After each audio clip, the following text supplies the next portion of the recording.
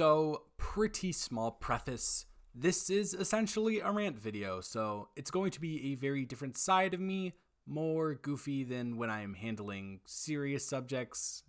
Even though the subject is still relatively serious, I'm not discussing more emotional topics, so I'll definitely be more lighthearted than my video essays or my open letters are.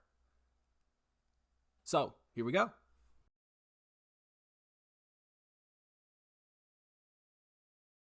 Ladies, gentlemen, and everyone in between, today I am upset. Let me fill you in on why. Gather around the proverbial campfire and let old Pop, or whatever you call your grandfathers, tell you a story. Last night, I'm laying down in my bed, right? And I'm just chilling out, maxing, relaxing, all cool, when suddenly the thought popped in my head that the new Scooby-Doo movie had just been released directly to VOD, due to the hellscape we're currently existing in. Anyways, I've got a couple of hours on my hands before my scheduled appointment with the sleep doctor, so I rented the sucker, popped a bag of popcorn, and settled in for a nostalgia fest. I mean, an origin Scooby-Doo film couldn't be that bad, right? You know, after years of being an independent film critic, you would think that my naivety would have been out the window, but apparently not. It was abysmal, and I mean abysmal. The animation was actually pretty decent, but boy, oh friggin' boy, did I despise just about everything else that was going on. The countless amounts of pop culture references included that had absolutely no right being there was infuriating. We're really out here making Tinder references in a movie that's meant for children under the age of 13?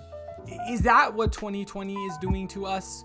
But I mean, when one of the 5 writers for this film, yes, I said 5, has 2 total credits, one of them being this and one of them being the 2016 cult classic Norm of the North, we already know we have some problems. At this point, right, I'm ready to absolutely throw hands with Warner. Put your paws up, but I'm gonna chill.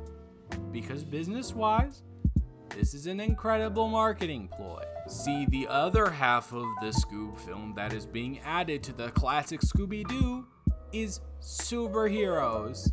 That's right, how do we take an immensely popular property and make it even more profitable? Say that 3 times fast. I don't know, let's just throw in a plotline involving the most popular genre of film for the past decade, even though it, once again, has no place being here. And if you've already seen the film, no, obscurely fitting the Blue Falcon into the first kid section in an expository manner doesn't mean that it's anything other than a ploy to sell merch. Oh, and let's cast Mark Wahlberg in the wimpy superhero role, who sounds exactly like he sounded in The Happening, mind you. Now I know I sound mad, but in all reality, I don't hate this film. I know that sounds completely unbelievable given my condescending and repulsed nature in the first bit, but trust me, I actually think it's just a dumb and kind of entertaining film that's completely senseless and essentially parental filler. That's not a heinous crime, so why am I so tangled up in knots? You see, it's not the film itself. It's the larger problem that this film fits into. And in order to expand upon that, let's bring in another contender that has also been hit with the straight-to-VOD wave due to Miss Roni being on the loose, and that would be Trolls World Tour. And for the most part, I have the same problem with this that I have with Scoob. It's all just fodder. Take a well-established IP, include a bunch of bright and vibrant colors, add in a basic main plot that involves a journey of some sort, a side plot of well-established side characters undergoing their own transformation, but even in Scoob that's flimsy, and thrust in one of the basic morals that most children's films have. Trolls would be accepting differences and Scoob would be keeping friendships. And most importantly, the pop culture references. In fact, Trolls World Tour is nothing but pop culture. Having to listen to a horrible version of One More Time and have this movie bastardize Anderson .Paak is bad enough.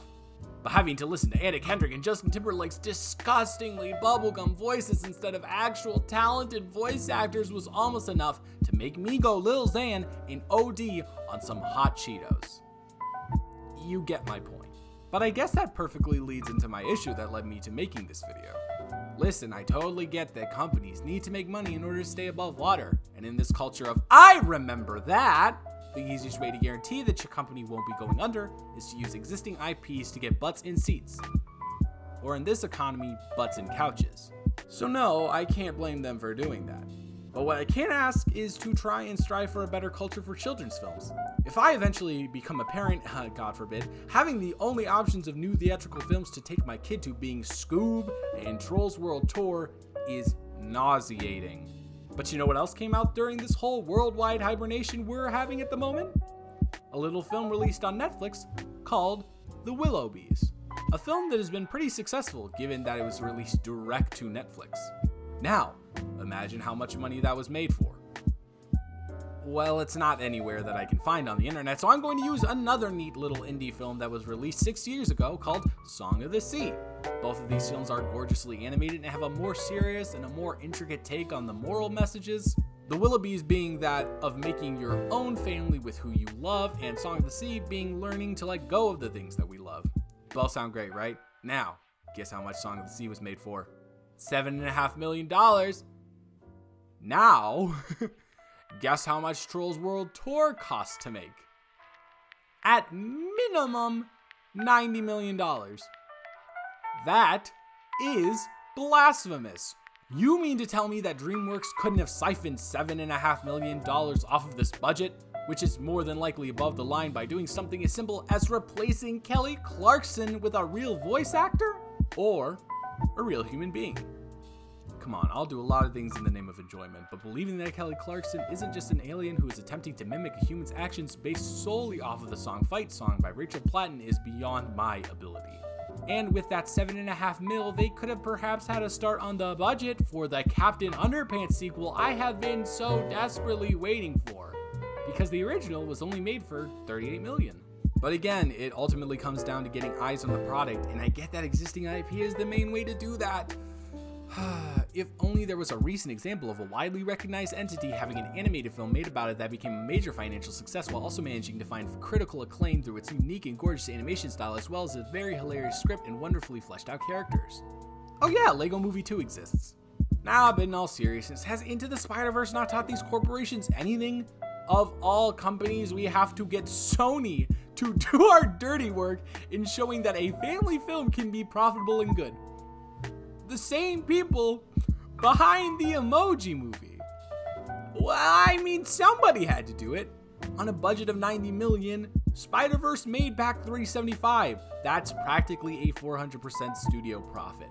And in the current terrain of movie making, most live action films have halted production, but the animation industry is still moving full steam ahead. And because of the lack of competition, this would be the perfect time releasing a low risk, high reward film like Song of the Sea or The Willoughbys. But instead, we are getting Scoob and Trolls World Tour. Listen, I'm not asking for the whole industry to change overnight, obviously. That just won't happen. I'm just laying out the simple fact that there are examples of movies out there that are mutually beneficial for corporations and audiences alike. Movies that can provide the profit that a company needs, while also giving children the respect they deserve by making the films they get thought-provoking and beautiful, and not just flashing colors and nonsensical babble and pop culture references. Alright folks, that's it. This is the first video that I haven't taken super seriously on this channel. I don't even know exactly what to call it. It's not a complete rant, but it is scripted, but I don't think it's a video essay because it's a more goofy tone to it. But for now, I guess I'm just gonna call it a rant, I think. I really enjoyed making it, and if you want to see more of this in the future, please like and subscribe. I have one in the works about the wrong Missy and how Happy Madison is actually a scam, but I'll only make it if this gets enough views and support. Also, go follow us on Twitter at enter_taintment, because you can see that Barry Jenkins saw my video I made about him and supports the channel. So that's nifty. Anyways, all the socials are in the description, and the next video should be up in a couple of days. Have a good rest of your day, that is, and goodbye.